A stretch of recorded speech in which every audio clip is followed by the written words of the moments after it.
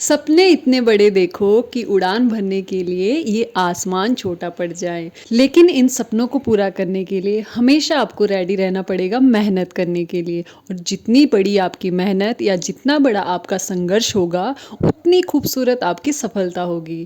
Very good morning to all of you, welcome back to my YouTube channel. I hope कि आप सब अच्छे होंगे और स्टडी तो आपकी बहुत ज़्यादा अच्छी चल रही होगी। एज यूजुअल सुबह का टाइम, जल्दी उठती हूँ, हाथ मुंह धोती हूँ, पानी पीती हूँ और बैठ जाती हूँ पढ़ने के लिए। और आज मैंने रिवीजन ही किया था सुबह एसएसटी का।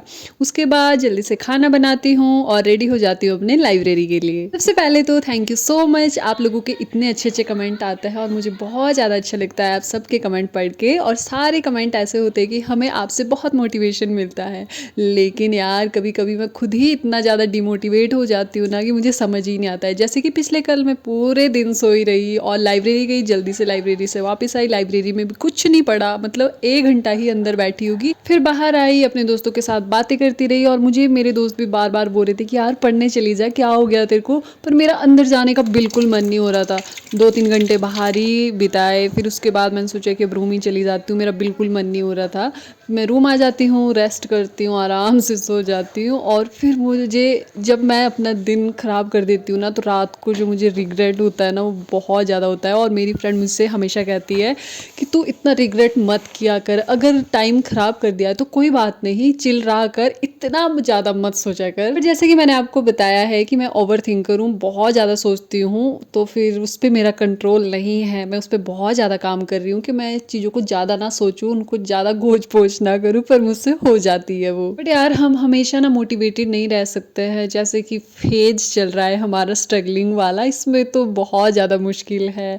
हफ्ते में एक बार तो ऐसा डिमोटिवेट फील हो ही जाता है, मुझे तो बहुत ज़्यादा होता है। हमेशा ऐसा लगता है यार क्या कर रहे हैं, कब जॉब लगेंगी, कितना ज़्यादा टाइम हो गया है, हमारे साथ के सब लोग सेटल हो गए हैं, हम लोग ही बचे हैं। और फिर जो मेरे साथ के हैं ना वो लाइब्रेरी में आए होते हैं बच्चे, फिर हम लोग ये डिस्कस करते हैं यार उसकी शादी होगी, उसकी भी शादी हो गई, उसने ये कर लिया है, उसने गाड़ी ले ली, उसने घर बना लिया और हम लोग अभी तक घर से मांग रहे हैं। तो ये चीज़ मुझे ज़्यादा सोचने पे मजबूर करती है। पर इन सब चीज़ों से बाहर निकलने का सिर्फ एक ही रास्ता है हमारे पास, वो है मेहनत और कंसिस्टेंसी। लगातार पढ़ते रहना है, अच्छी मेहनत और अच्छी लगन के साथ।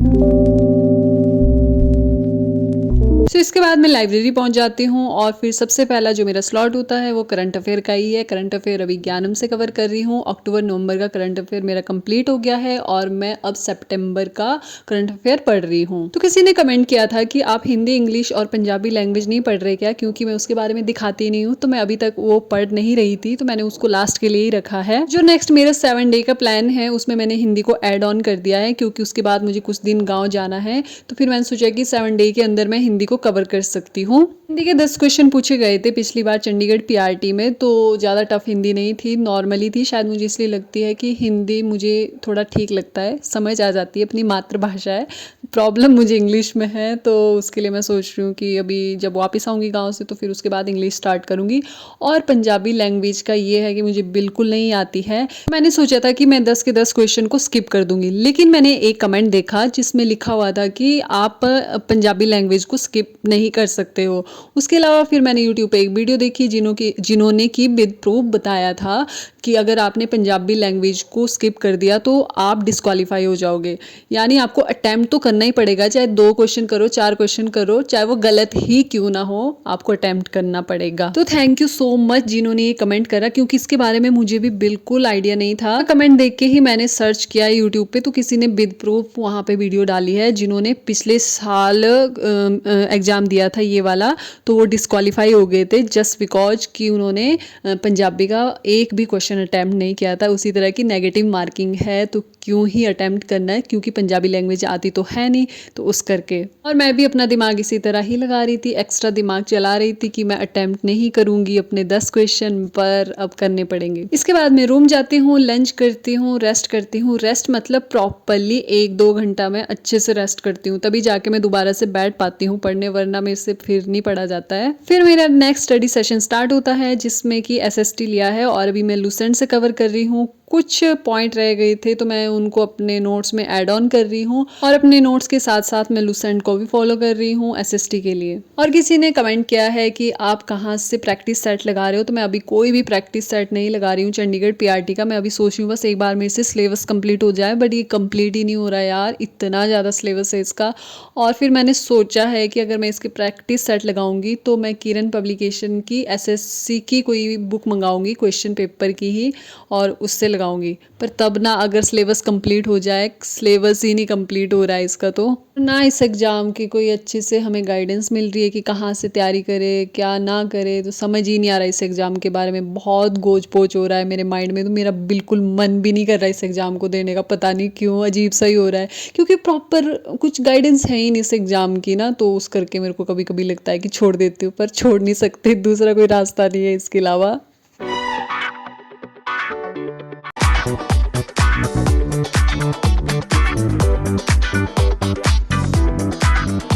लुसेंट कंप्लीट करने के बाद फिर शाम को थोड़ी देर बाहर आ जाते हैं, थोड़ी देर बाहर अपने दोस्तों के साथ टाइम स्पेंड करते हैं और चले जाते हैं चाय की टपरी पे। वहाँ पे मेरी दोस्तों को भूख लग रही थी तो उन्होंने थोड़ा बहुत कुछ खाया, क्योंकि ये लोग रूम नहीं गए थे, बट मैं और लक्की रूम गए थे, तो इस करके हमने कुछ नहीं खाया वहाँ पे। और डेली चाय की टपरी पे जो सारे एस्पिरेंट होते हैं ना, उनकी बातें चलती है तरह तरह की, ये हो गया वो हो गया, वो बिल पास नहीं हुआ, ये बिल पास नहीं हुआ, और मैं उनकी शक्लें देखती रहती हूँ यार, क्योंकि ग्रुप डिस्कशन में मैं बहुत ही ज़्यादा ख़राब हूँ। ख़राब इन द सेंस कि इंट्रोवर्ट हूँ, 4 लोगों के सामने मेरा मुंह नहीं खुलता है, तो उस करके मैं भी सोचती हूँ बहुत बार कि मुझे भी कुछ बोलना है, पर मेरी हिम्मत ही नहीं होती उन लड़कों के सामने कुछ बोलने की। चलो कोई ना, शायद आप लोगों से बात करते करते मैं एक्सट्रोवर्ट हो जाऊँ और थोड़ी बात करने की मुझ में हिम्मत आ जाए लोगों के सामने।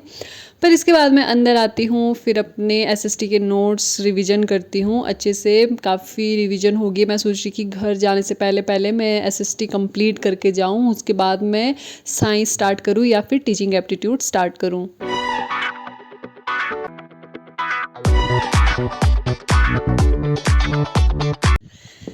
सो हे गाइस, मैं लाइब्रेरी से वापस आ गई हूँ। लाइब्रेरी से वापस आने के बाद फिर डिनर की तैयारी करती हूँ और साथ साथ अपने मम्मी से बातें कर रही होती हूँ। तो उनसे बातें करते करते मुझे ध्यान ही नहीं रहा कि मैंने क्या कर दिया है यार। मैं पता क्या किया है, सारा आटा गूंद दिया जितना आटा था ना, और मैंने ना वापस रखा ही नहीं, थोड़ा सा सूखा आटा, सारा आटा गूंद के रख दिया, और मेरे पास आटा आज खत्म हो रखा है। और अब मेरे को समझ ही नहीं आ रहा मैं रोटियाँ कैसे लगाऊँ। इतने पहाड़ी गाने लगा के वाइब ले रही थी, बट अब मुझे किसी से मांगना पड़ेगा, क्योंकि कभी मैं शॉप पे नहीं जा सकती हूँ, तो मैं अपने पड़ोसी से मांगती हूँ। थोड़े कटोरे में आटा दे तो शुक्रिया। कोई बात नहीं। जितने भी पड़ोसी है ना मेरे, सब लोग पहाड़ी है, और थोड़ा सा भी कोई चीज़ अगर ख़त्म हो जाती है तो उनसे मांग लो, फिर ये सब चीज़ चल पड़ती है। क्या आपके साथ भी कभी ऐसा हुआ है? तो कमेंट बॉक्स में ज़रूर बताएं।